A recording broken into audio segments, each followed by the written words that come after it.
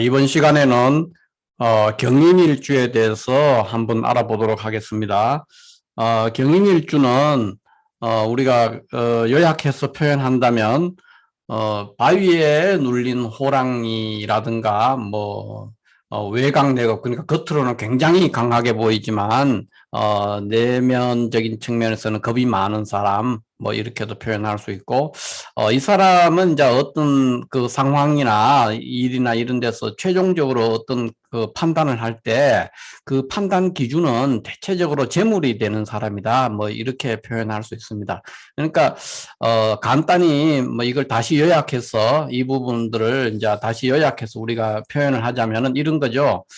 경민일주는 이런 겁니다. 그 바위에 그 눌린 호랑이라는 말 자체가 뭔가요? 그 겁먹은 호랑이란 게, 그러니까 바위에 눌린 호랑이 또는 뭐 외곽내, 겉으로는 되게 강하게 보이는데 속으로는 겁이 많다, 내면은. 그런 것들도 마찬가지고 같은 이유인데, 이렇게 되면 이제 바위에 깔려 있는 호랑이에요. 그 경금이 큰 바위고 잇목이 호랑이니까 이대로 이제 물상적으로 얘기를 하자면 바위에 눌린 호랑이. 그러니까 이런 것들은 전부 이제 겁먹은 호랑이, 쉽게 말하면 겁이 많아요. 의외로 되게 기세 등등한데도 내면을 보면 겁도 많고 이제 그런 사람, 그게 이제 경인일주예요. 그러니까 겁먹은 호랑이, 보통 이렇게 하고 굉장히 실속을 챙기려고 하는데, 그러니까 재물이 가치 판단의 기준이에요. 최종적인 가치 판단의 기준이. 그러니까 이 사람이 어떤 결정을 할 때 그럴 때는 항상 재물적으로, 그러니까 현실적으로 이게 이익이 되나 안 되나 이런 것을 가지고 이제 판단하는 사람이다, 뭐 이렇게 표현할 수가 있겠습니다. 그러면 이제 왜 이런 그 경인일주에서 이런 표현을 했느냐, 이렇게 요약할 수 있느냐 하는 거는 지금부터 이제 세부적으로 자세히 한번 살펴보면은 이제 이런 판단을 했는, 우리가 이렇게 얘기하는 근거들이 확인이 될 겁니다. 자, 지금부터 한번 알아보도록 하겠습니다. 자, 먼저 늘 제가 말씀드리지만 오늘 또 일주 해석을 할 때 그 일주 해석을 하는 순서들에 대해서 한번 알아보고 차근차근히 한번 하도록 하겠습니다. 먼저 일주는 항상 여기 있는 그 일주 분석 기법이라 써져 있는 이 밑에 있는 6개 순서와 절차, 이거를 준수하면서 하는 것이 가장 효율적이에요. 뭐 여러 선생님들이 책도 많고 또 다 주장하는 바가 있는데 그런 것들이 잘못됐다는 게 아니라 거기도 일리가 있죠. 그런 방법들도. 그런데 가장 쉬운 노력과 빠른 시간 안에 일주를 이렇게 편안하게 접근해서 별로 과오 없이 일주를 이렇게 분석할 수 있는 방법은 이 방법이 가장 좋은 방법입니다. 그러니까 먼저 이걸 한번 훑어보도록 하겠습니다. 일주를 분석할 때는 언제나 제일 처음에 먼저 물상론적으로 한번 살펴볼 필요가 있습니다. 보통 우리가 사주를 볼 때는 물상 같은 거를 물상으로 사주 보는 분들도 있죠. 그렇지만 보통은 그렇게 해가지고는 사주를 볼 때는 물상으로 이렇게 보는 거는 그렇게 좋은 방법 같지는 않아요. 물론 이제 그렇게 보시는 분들도 많이 있지만은 배우기가 일단 조금 어려운 것도 있고요. 처음에는 이제 그럴싸한데 까딱 물상론으로 사주를 보기 시작하면은 잘못하면은 사주는 못 보고 그냥 만담가처럼 돼버릴 가능성이 되게 높습니다. 그러니까 명리만담가죠. 사주를 보는 것이 아니고. 그러니까 사주는 기륭성패를 봐야 되는데 물상론을 보게 되면은 배우기도 굉장히 어렵지만은 그것이 이제 어떤 그 원리나 원칙에 의해서 보기가 굉장히 어려워진다는 거예요, 결국은. 그래서 이제 그런 면이 있지만 일주를 볼 때는 물상론을 해서 보는 것이 훨씬 편합니다. 그래서 제일 먼저 물상으로 한번 보시고 그 다음에 보는데 이제 왜 그렇게 하느냐 하면 일주로 볼 때는 물상론으로 봐도 되는 것이 그 기륭성패를 판단하지는 않거든요. 일주 하나만으로 어떤 대운이나 어떤 세운에 길하다, 흉하다, 이런 판단을 할 수가 없어요. 그러니까 기륭성패와 직접적인 그 연관되어 있는 판단을 하지 않기 때문에, 단지 이 사람이 일반적인 성격이나 직업이나 부귀의 정도라든가 또는 배우자의 관계라든가 이런 거를 그냥 계략적으로 이렇게 러프하게 판단하는 그런 하나의 절차고 또 그런 방법이기 때문에 일주를 해석한다는 거는 그 정도 수준에서 그치기 때문에 물상을 보는 것이 기억하기도 좋고 또그 명리를 할 때 접근하기도 좋고 여러 가지 좋은 면이 있기 때문에 물상론을 합니다. 그래서 첫 번째 먼저 물상론으로 봐야 되고요. 그렇게 해서 이제 보고 난 다음에는 간과 지, 그러니까 일간과 일지의 유무정 관계를 봐야 돼요. 일간과 일지의 유무정이 얼마나 일간과 일지의 관계가 돈독하냐 또는 서로가 무정하냐 이거를 가지고 이제 그 사람의 직업이나 성격이나 또는 배우자 관계, 기타 뭐 부귀의 정도라든가 어떤 상황에 대처하는 뭐 그런 것들을 어느 정도 파악할 수가 있죠. 그러니까 일간과 일지의 관계를 본다. 이 말은 오행을 기준으로 본다는 거예요. 오행. 그러니까 천간에 있는 오행과 지지에 있는 오행이 얼마나 유정하고 무정하냐, 얼마나 그 속성들이 관계가 끈끈하냐, 그 느슨하냐 이런 관계를 봐서 판단을 한다는 겁니다. 세 번째는 일지 십신, 일지에 있는 여기 이게 일주니까 일지 십신을 보고 그 십신적인 성향이 잘 드러나느냐 안 드러나느냐 봐야 되고, 네 번째는 포태법으로 봅니다. 일간이 일지를 만났을 때에 얼마나 포태상으로 어느 위치에 있냐에 따라서 일간의 왕쇠의 강약을 파악할 수 있는 것이 포태법 또는 절태법 또는 십이운성 이렇게 말을 하거든요. 그러니까 십천간 글자들이 지지를 만났을 때 그 왕쇠 강약을 파악하는 거, 그것이 포태법입니다. 그럼 그거를 봐야만 일간이 얼마나 힘을 발휘하느냐 그런 거를 볼 수가 있거든요. 그래서 포태법을 봐야 되고, 그 다음에 다섯 번째로는 신사를 이제 봅니다. 일간과 일지에 내재되어 있는 어떤 신살이 있느냐 이걸로 봐야 되고요. 마지막으로는 지장간과 일간의 관계, 이 일지 지장간 속에 들어있는 지장간과 일간의 관계가 얼마나 유정하냐 무정하냐를 봐서 그 일주의 특성을 또 분석해 볼 수가 있겠습니다. 그러면 우리도 이제 이 절차에 따라서 먼저 경인일주에 대한 이제 이런 순서로 한번 해설을 한번 해보도록 하겠습니다. 한번 분석을 해보겠습니다. 지금부터. 자, 먼저 경인일주는 물상론적으로 경금은 바위죠, 바위. 그 다음에 인목은 호랑이에요. 그러니까 바위 아래에 있는 호랑이 이렇게 되니까 바위에 눌린 호랑이 뭐 이렇게 해도 되는 거예요. 그러니까 호랑이가 기세등등하지만 바위에 눌려 있으니까 힘을 못 하죠. 그러니까 이거를 이제 이런 속성 때문에 이게 호랑이에요. 일단 호랑이지만 겁먹은 호랑이다. 보통 이제 이렇게 많이 표현해요. 겁먹은 호랑이 이렇게도 표현하고, 또 경인일주는 바위에 눌린 호랑이가 지금은 때가 아니죠. 그래서 항상 때를 기다리는 호랑이 뭐 이렇게도 표현합니다. 때를 기다리는 호랑이 또는 겁먹은 호랑이. 그러니까 또 보니까 그 경인일주는 굉장히 기세등등한 그 기가 센 사람처럼 보이지만 내심은 좀 겁이 많더라.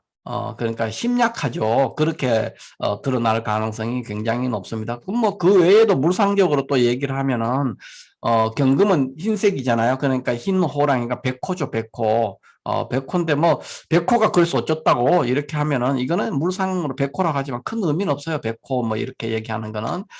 근데 어쨌든 이 전체적으로 보면은 이제 바위 아래의 호랑이 그런 것도 되고, 그 다음에 이제 경금이 시간적으로는 이제 저녁이죠. 해질녘의 호랑이니까 아직 호랑이가 본격적으로 활동하려면은 그 한밤중이 돼야 활동하잖아요. 그러니까 뭐 자정이 가까워져야, 그러니까 초저녁이라는 거죠. 해가 막 뉘엿뉘엿 내가 서산에 해가 질 무렵에 호랑이니까 이제 막 어두워져 가지고 한밤중이 될 거야. 그때를 기다리는 거죠. 그래서 때를 기다리는 호랑이다. 그러니까 저녁에 해질녘의 호랑이니까 당연히 때를 기다려야 돼요. 이 호랑이는 그래서 때를 기다립니다. 그래서 언제 호랑이 활동하느냐, 뭐 한밤중, 그러니까 밤 12시 전후에서 호랑이가 활동하거든. 이게 범의 시간이죠. 그러니까 저녁에 뭐 한 6시, 7시 아직 호랑이가 지금 본격적으로 활동할 수 있는 시기는 아니죠. 그래서 때를 기다린다고 표현하는 겁니다. 그래서 때를 기다리는 호랑이고, 또 이제, 다르게 표현하면은, 인시, 우리 시간으로 말하면 인시니까, 인시라는 거는 새벽, 3시에서 5시잖아요. 그러니까, 그때에 그 있는 경금이니까 이게 이제, 샛별이라고 보통 표현해요. 샛별. 그러니까, 그 샛별이 금성이죠, 금성. 금성이라고도 표현합니다. 그게 이제 샛별의 물상. 이런 것들도 있습니다. 그래서 이런 것들이 이제 내부의 밑에서 다음에 할 것들에 많이 영향을 미치고 연관이 돼 있어요. 그래서 한번 살펴보면은 될 것 같고요. 그 다음에 이제 어쨌든 경인일주의 물상은 이 정도로 하기로 하고, 그 다음에 일간과 일지의 관계가 유정하냐 무정하냐를 한번 보자고요. 자, 일간은 오행상으로 뭡니까? 금이죠. 금인데 양금이에요. 양금, 양의 금이에요. 양금이고, 그러니까 뭐 우리가 물상으로 하면 바위 같은 거죠. 바위나 원석, 광산에서 막 캐낸 원석이나 큰 바위 이런 것들이 양금이고, 지지는 인목이에요. 뭐 그 양목이죠. 양목. 양목이니까 큰 나무예요. 그러니까 자, 이거는 이제 어떤 관계를 갖게 되느냐? 그렇게 되면은, 자, 금과 목이라는 그런 관계예요. 오행상의 간제 관계를 봐야 되니까. 근데 양금과 양목의 관계니까 이 둘의 관계는 금극목하는 관계죠. 관계를 보니까. 그러니까 금이 목을 이제 극하는 거예요. 그러니까 이게 편제죠. 우리가 쉽게 말하면. 근데 금이 목을 큰 바위로 나무를 베겠다는 거예요. 쉽게 말해서. 큰 바위로 나무를 베면 어떻게 됩니까? 큰 바위를 나무를 내리치면은 나무가 베어지는 게 아니고 나무가 부서져 버릴 거 아니에요. 뭐 한 50톤 되는 바위로 아무리 나무가 커도 그거를 내리치면은 나무가 이렇게 예쁘게 대들보를 한다든가 기둥을 만든다 이런 나무로 쓸 수 있는 나무가 되는 게 아니라 부서져 버리죠. 그러니까 나무를 벨 수가 없는 거예요. 그런 속성으로 인해서 이 관계가, 그러니까 뭐 배우자 관계 이런 것들이 썩 좋지가 않습니다. 그러니까 뭐 취하려고 이렇게 하는데 너무 무자비하게, 그러니까 무대뽀로 달라드는 거죠. 그래서 배우자 관계가 썩 좋지 않고, 또 사주 안에서 다른 어떤 기운이 이렇게 도와주지 않으면은 재물을 취하는, 그러니까 인목을 취하는데 어려움이 있는 경우가 많습니다. 그렇게 이제 간과 지의 관계를 볼 수가 있고, 그 다음에 일지 십신, 십신의 관계를 봐야 되는데, 일지 십신은 십신으로 보면 이게 이제 편제죠. 편제. 뭐냐, 경금이 양금이죠. 금인데 양금이고 인목은 양목이니까 금극목 하는 관계니까 음양이 같잖아요. 그래서 편제라고 얘기를 합니다. 그래서 편제라는 건 어떤 특징을 갖냐 하면은, 일단 화끈한 사람이죠. 화끈하고 욕심도 많고 이제 그런 사람이에요. 그리고 항상 뭔가 이 큰 재물을 꿈꾸는 거예요. 그러니까 작은 치시한 거 이런 건 안 하기 때문에 이 사람은 뭐 이렇게 그 자잘한 것들 이런 것들에 대해서는 눈길도 안 주죠. 그러니까 뭔가 뭐 크고 좀 확실한 거, 그 다음에 이제 좀 돈도 좀 덩치가 있고 이런 거에 대해, 그러니까 뭐 일확천금도 꿈꾸고 뭐 어떤 베팅을 한다든가 또는 뭐 도박을 한다든가 이런 거에도 막 관심이 갈 수밖에 없는데, 이제 큰 도박은 못해요. 이 인목이 욕심은 많지만은 아까 우리가 겁먹은 호랑이 이랬거든요. 그래서 큰 배짱이 있는 사람은 아니거든요. 그래서 그런 거는 잘 관심은 있겠지만 크게 잘 하지는 못하고, 어쨌든 욕심 많고 화끈하고 나름 겉으로는 대범하고 그런 사람이에요. 그 다음에 그 일지 십신이 이렇게 편제를 가지고 있으면은 보통 어떤 그 상황에서 가치 판단할 때 편제라는 거는 항상 실리를 추구하는 사람이거든요. 그렇기 때문에 이 사람은 어떤 상황에서 결정을 할 때 마지막으로 어떤 결정을 해요. 결정을 할 때 결정을 하게 된 결정적인 동기 또는 근거가 되는 거는 뭐냐? 그 사람 마음속에서 그게 근거가 돼주는 거는 재물이에요, 재물. 그러니까 재물적으로 내 인데 남는다.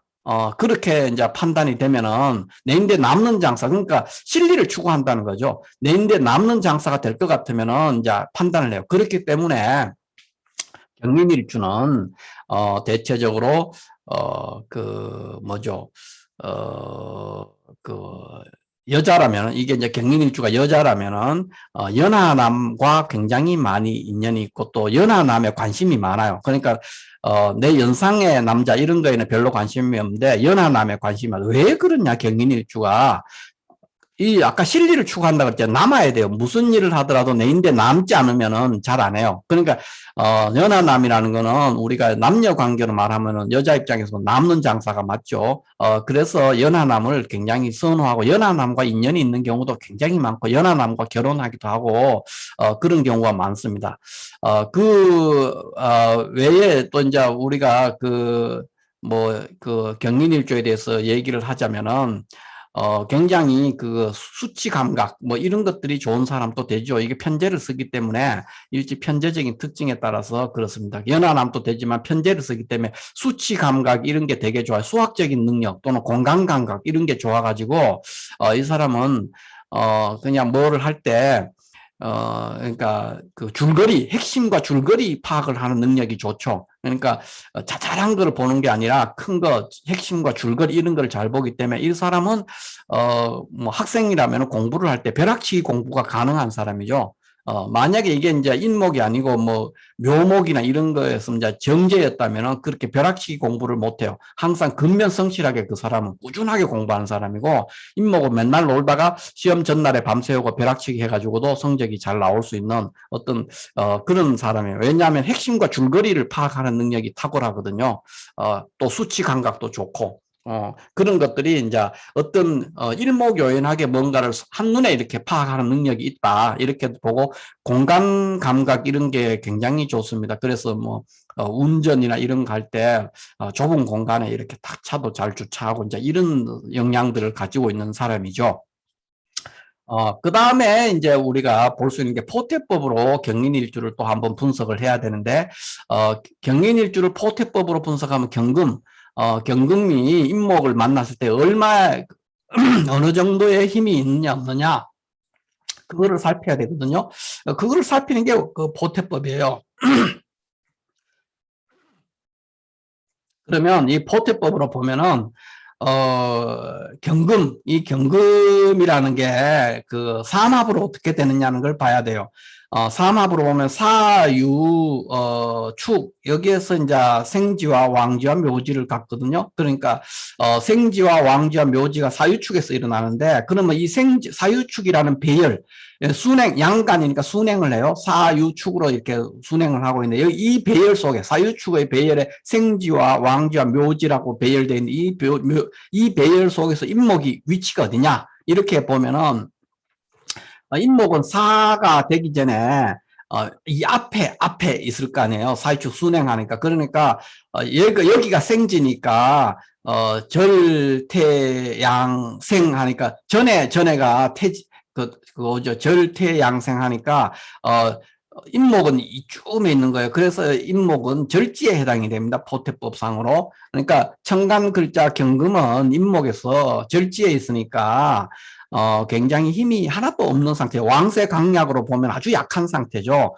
이렇기 때문에 아까 우리가 바위에 눌린 호랑이 이래서 겁먹은 호랑이 이렇게 표현 또 했던 것도 어느 정도 일리가 있는 거예요. 절지에 있는 사람들은 모질고 독하고 그렇지 않아요. 대체적으로 절지인 사람은 겉으로는 그러니까 경인도 그렇죠. 굉장히 겉으로는 용감하고 거칠게 나가고 이렇게 보이지만 실제로는 되게 마음도 착하고 순둥이고 여린 사람이에요. 그게 왜 그러냐 하면은, 뭐, 물상적으로도 그렇게 봤지만, 바위에 눌린 호랑이, 겁먹은 호랑이, 이래 되지만, 절지에 있기 때문에, 포태상으로 절지에 있어요. 절지에 있기 때문에 사람이 절대 모질지 않습니다. 이 사람하고 뭔가 얘기를 하면, 이 사람, 순해요, 사람이. 굉장히 순하기 때문에, 뭐, 톡하고, 그렇게 아주 이렇게 잘 얘기를 하면은 이렇게 들어주는 사람이에요. 뭐 할 때 자기 고집을 안 하고, 고집을 잘 안 피워요. 순리적으로 얘기를 하면은 아주 괜찮은 사람이죠. 순둥이. 뭐 이렇게 되고 또 그렇게 절지에 있기 때문에 포태상으로 절제에 있는 사람들은 귀가 얇아요. 그러니까 주변에 사람들이 뭐 이렇게 하거나 주변에 누가 뭐를 해서 돈을 벌었거나 이러면은 솔깃해요. 그러니까 그 까딱하면 이게 막차를 타기 쉽죠. 남 얘기를 듣다가 이제 그래서 어려움에 빠지기도 하고. 그런데 어쨌든 귀가 얇아가지고 팔랑귀라고도 얘기합니다. 팔랑귀. 그런 식으로 왔다 갔다 하는 그런 것도 있고, 그만큼 사람이 순하다는 거예요. 나의 주체성이나 이런 것보다는 여러 사람들의 얘기에 마음이 흔들리고 그렇기 때문에 이런 사람은 절대로 모질진 않아요. 엄청 기세등등한처럼 겉으로는 포장이 되어 있지만 내부적으로는 착하고 순하고 여린 사람이다, 이렇게 뭐 표현하면 될 것 같고, 그렇기 때문에 이 사람은 절제에 있고 이래서 이제 직업적으로 우리가 얘기한다면은 어떤 전문직이나 이런 데 이제 종사를 하면은 좋은데, 전문직에 종사하더라도 예를 들면 뭐 의사가 됐거나 변호사가 됐거나 전문직으로 우리 보통 이제 이런 얘기를 하잖아요. 의사나 변호사. 그 외에도 전문직이 굉장히 많습니다. 전문적인 어떤 특수 기술을 가지고 하는 사람은 다 전문직이죠. 뭐 예를 들면 뭐 요즘에 같으면은 뭐 아파트에 그 비둘기, 베란다에 비둘기가 와가지고 똥 같은 거, 그거 뭐죠? 에어컨 실외기에 이런데 똥 같은 거 많이 이제 사고 와서 시끄럽고 그러잖아요. 그러면 그 비둘기 쫓는 뭐 그물 설치하고 똥 청소하고 하는 그런 것도 전문 기술이에요. 우리 보통 사람 못해요. 굉장히 위험한 곳에서, 높은 곳에서 그거를 쓸어내고 청소를 하는 그런 기술도 있어요. 직업적으로. 그러니까 모든 그런 거는 꼭 의사, 변호사 같은 자격증이나 면허를 가지고 하는 것만 전문직이 아니죠. 어떤 특화된 어떤 전문 기술을, 보통 사람이 함부로 쉽게 할 수 없는 어떤 기술을 가지거나 또는 지식을 가지고 하거나 하는 그런 거는 다 전문직입니다. 그래서 그런 식으로 어떤 전문직을 종사를 하는데, 특히 경영일주는 전문직이 되더라도 자기가 나서서 개인 사업하는 형태로 어떤 프리랜서의 형태로 어떤 일을 하면은 실패하기가 굉장히 쉽습니다. 그러니까 전문 기술을 가지고 종사를 해서 직업을 가지되 조직에 얽매여서 조직에 속해서 일을 해야만이 성공합니다. 그러니까 의사가 되거나 변호사가 되면은 의사는 대형 병원에 취직을 해서 할 때 거기서 성공할 수가 있고, 개업을 하면 거의 망합니다. 그 다음에 변호사라 그러면 로펌에서 일을 해야 된다는 거죠. 자기가 개업하면은 잘 안 돼요. 이런 사람들은 그런 것들도 있고, 그 다음에 절제했기 때문에 부부 관계가 굉장히 좋지 않습니다. 그러니까 부부 관계가 나빠서 이제 이혼하는 경우도 많고, 또 이혼을 안 하고 살아도 별로 정이 없는 경우도 많고 그렇습니다. 이게 이제 절제했기 때문에 내가 이거를 다 장악을 못하는 거예요. 아까 우리가 이제 물상적으로도 경금 큰 바위가 이 큰 나무를 취하려고 하는 거죠. 그렇기 때문에, 그 깨지는 거예요. 그렇게 하면. 그런 관계로 인해서 이제 별로 부부 관계가 유정하지는 않습니다. 일반적으로. 그 다음에 이제 우리가 그 신살로 한번 살펴볼 것 같으면은 5번째 순서죠. 우리 이제 일주 분석의 순서의 5번째. 신살이 뭐냐 할 때, 신살이 인목이에요. 인목은 역마죠. 역마니까 이 사람은 기본적으로 굉장히 그 먼 거리를 돌아다니거나, 그러니까 하다못해 출퇴근도 우리가 회사가 있거나 직장이 여기 있으면 점점점 이렇게 먼 데 있다가 점점점 이렇게 세월이 흘러서 가까이 가잖아요. 돈도 좀 모으고 이렇게 가까이 이사를 가가 이렇게 다니는데, 이 사람은 거꾸로 회사나 직장이나 내가 일터가 여기 있으면은 처음에 직장에 다닐 때는 요만한 거리에다가 점점점 갈수록 멀어져. 이렇게 해서 먼 거리를 이동하기 쉬워요. 그런 현상으로도 나타납니다. 그러니까 역마라는 게 그런 거거든요. 그러니까 먼 거리 이동하는 그런 스타일을 항상 보이고, 그렇게 해야만이 또 돈도 모이고 뭔가 행복해지고 일도 잘 풀리는 그런 스타일이에요. 역마가 있기 때문에. 그리고 기본적으로 바쁜 사람이에요. 남들이 보면 뭐 하는데 바빠. 그런데 본인은 항상 마음속이 분주하고 바빠요. 뭐 여기저기 생각도 많고, 특히 인목이니까 시작하는 기운이 강해서 항상 뭐 시작하고 이렇게 하기 때문에 굉장히 분주하고 바빠요, 마음속이. 그런 것도 있고, 그 다음 인목은 그 굉장히 성질이 급합니다. 그래서 성급해서 실패하는 경우가 많으니까 인목 그 경인일주는 특히 그래요. 신중하게 대응해야 돼요. 그러니까 너무 뭐 할 때 그 급하게 서두르거나 하면은 잘 안 되는 경우가 굉장히 많습니다.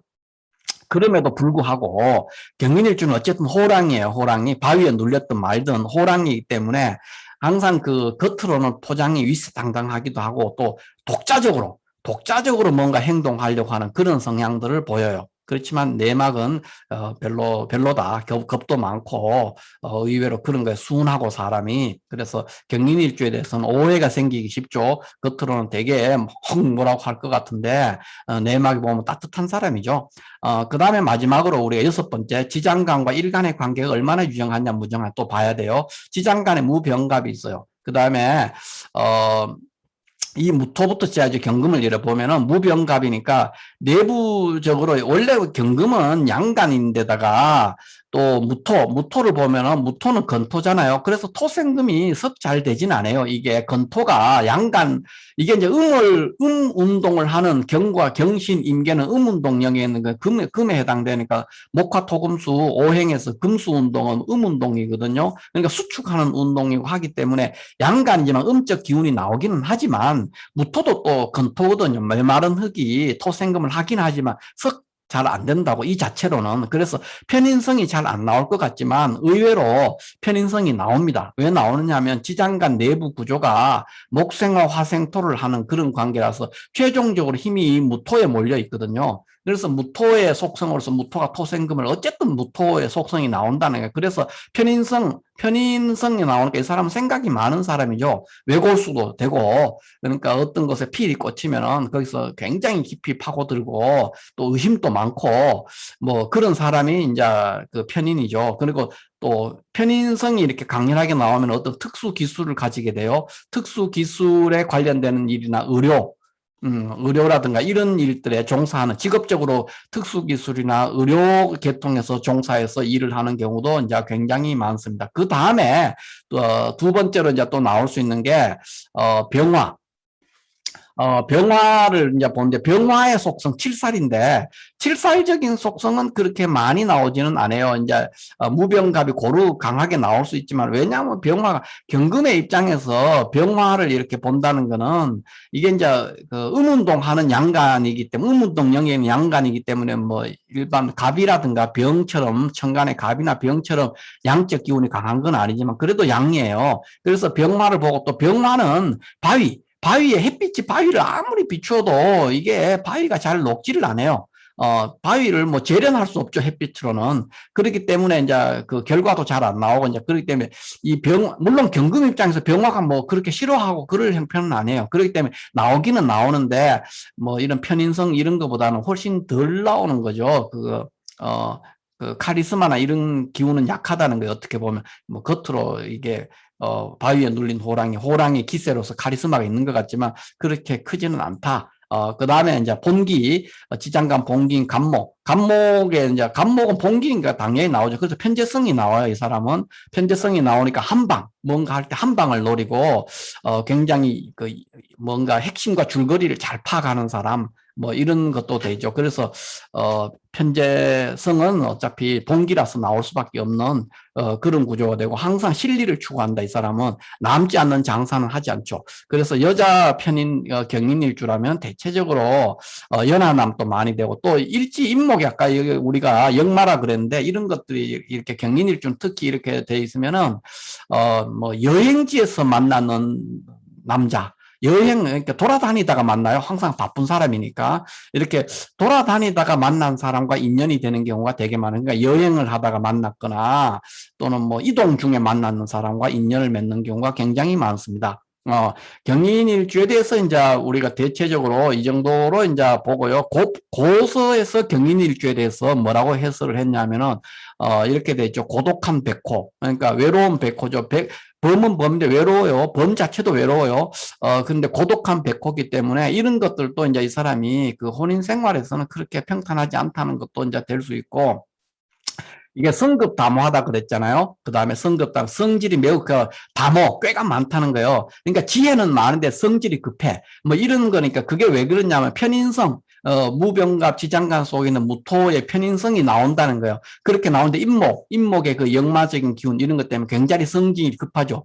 성질이 급한 성격에 꾀는 많은데 성질이 급하니까 잘 조화를 이루지 못하는 그런 것도 되고 소탐 대실 그러니까 욕심 그러니까 한 방을 노리고 이렇게 하다 보니까 작은 걸 탐하게 되고 너무 과도한 편재로 인해서 실리를 너무 과도하게 추구하다 보니까 소탐 대실할 그런 일들이 생기기 쉽다는 겁니다.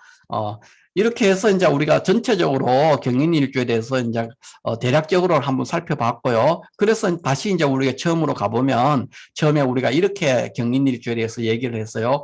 경인일주는 뭐 바위에 눌린 호랑이 또는 겁먹은 호랑이, 외강 내겁 같은 얘기죠. 겉으로는 강하지만 내부로는 이제 겁이 많다 이렇게 되고 어떤 최종적으로 가치 판단의 기준은 항상 재물이다. 그러니까 굉장히 현실적인 사람이다. 그러니까 뜬구름 잡는다든가 이런 생각을 잘 안 해요. 그러니까 굉장히 현실적인 사람이고 또 뭔가 했을 때 남지 않는 일은 잘 하지도 않고 그런 일들을 이제 하는 그런 성향들을 드러내 보인다 하는 걸 했는데 그것이 우리가 내부적으로 이렇게 분석을 했을 때 해보고 난 결과를 다시 와보면 왜 이런 말을 했는가 이렇게 경인일주에 대해서 요약해서 평가를 하는가 하는 부분에 어느 정도 이해가 갔을 것이라고 생각이 됩니다. 경인일주에 대해서는 오늘 여기까지 하도록 하겠습니다. 감사합니다.